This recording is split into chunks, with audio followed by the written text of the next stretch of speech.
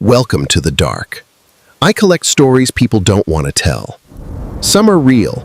Some should have stayed hidden. If you spend enough time on the American highway, you'll start to recognize a specific type of motel.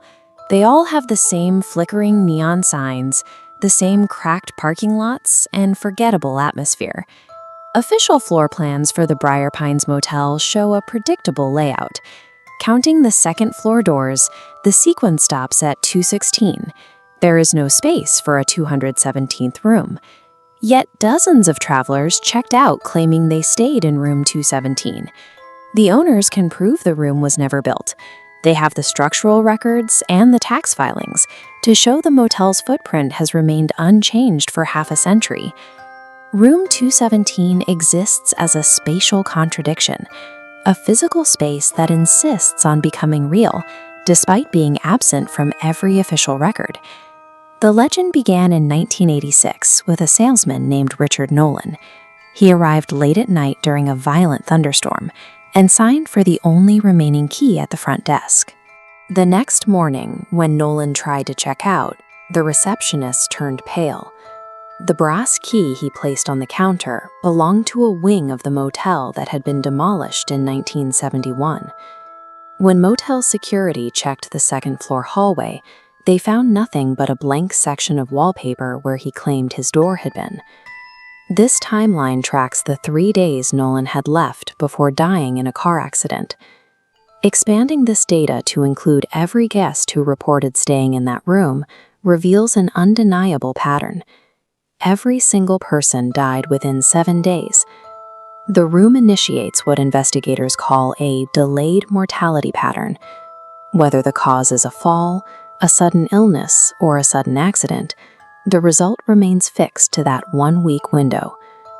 Over the years, the legend grew to include 4 specific rules. Never accept the last room. Never keep the key after sunrise. Never look under the bed. And if room 217 appears on your receipt, do not go inside. Travel blogger Emily Carter went to Briar Pines specifically to break those rules. She didn't believe the room existed, so she checked in and demanded to be placed in the non-existent 217. The staff refused, so she settled for room 214. She waited until 2:17 a.m., when 3 slow, deliberate knocks sounded at her door. She found the hallway empty, save for a tarnished brass key on the carpet. It was stamped with the number 217. As Emily's fingers closed around the key, the wallpaper in the hallway began to ripple and tear.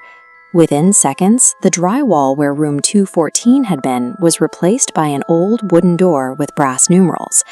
Inside, the room looked ordinary, except for a man sitting on the bed reading a newspaper. He didn't look up, even when Emily spoke to him. He only reacted when she told him the current date. He closed his eyes, stood up, and walked toward the window overlooking the highway. When Emily followed his gaze, she saw that the parking lot and the road were gone. Outside the glass, there was only an endless, suffocating black void. This side-by-side comparison shows why the man looked familiar. He is an exact match for a missing person reported in 1999. He is wearing the exact same clothes and hasn't aged a day since his disappearance. The man's presence in this unchanging space suggests room 217 serves as a pocket dimension, constructed only in the moments it is needed. Emily fled the room immediately. For 6 days, she monitored her health and her surroundings, convinced she had escaped the 7-day curse. On the 7th morning, she woke up in a different motel in a different city. When she looked at the door of her new room, the number on the plaque was 217. When she reached the lobby, the clerk told her she had been a guest at that motel for 6 years. While Emily had only experienced a single night's sleep, over half a decade of history had bypassed her. In those 6 years, her house had been sold, her bank accounts were closed, and her family had declared her dead.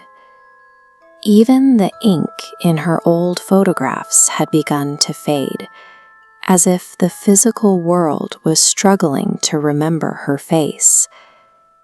This process of existential erasure methodically scrubs the victim's history from the world, leaving no trace of their life behind. When Emily returned to the site of Briar Tines, she found the motel had been demolished. All that remained was a single wooden door standing alone in the center of an empty field.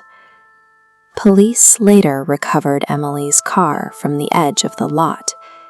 Inside the glove compartment, they found a receipt from the motel. The receipt was dated 9 years in the future. At the bottom, a handwritten note said, "Thank you for staying again."